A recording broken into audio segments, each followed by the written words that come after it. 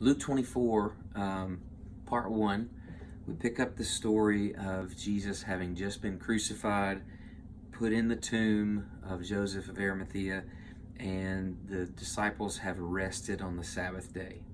Luke 24 starts with the first day of the week, which is Sunday. Early dawn, they went to the tomb. The women went to the tomb, and they took the spices they had prepared for Jesus' body. So they were prepared to find a dead body in the tomb.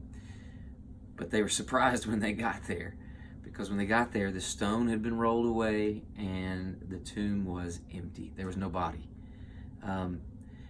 While they're there looking in at this empty tomb, perplexed is what the Bible says, they're wondering what's going on. These two angels show up, and they kind of are a little snarky. The two angels say, why are you looking for the living among the dead? He's not here. He has risen. That's a famous statement, Luke 24:6. And then they say, remember what he told you. He told you he was going to be killed and he was going to be buried, but then 3 days later he was going to rise from the dead.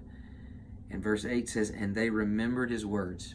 So it's at that point they run back. The women, Mary and Mary Magdalene, Joanna, Mary the mother of James, and several other ladies, they run back to the disciples who are in the room, and they tell them what they've seen, what they've experienced.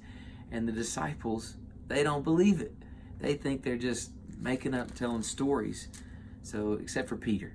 Peter gets up, takes off running, goes to the tomb, and finds it exactly like they said it was.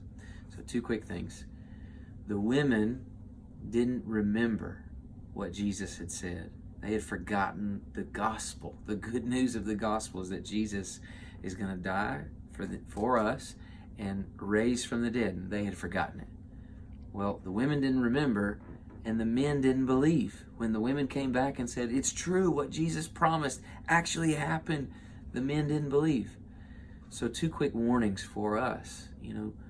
Are you mindful of what Jesus has promised, what he's told us in the gospel, that he's dying for you, that he died for you, and he's risen from the dead? Do you remember those words? And then secondly, do you believe them?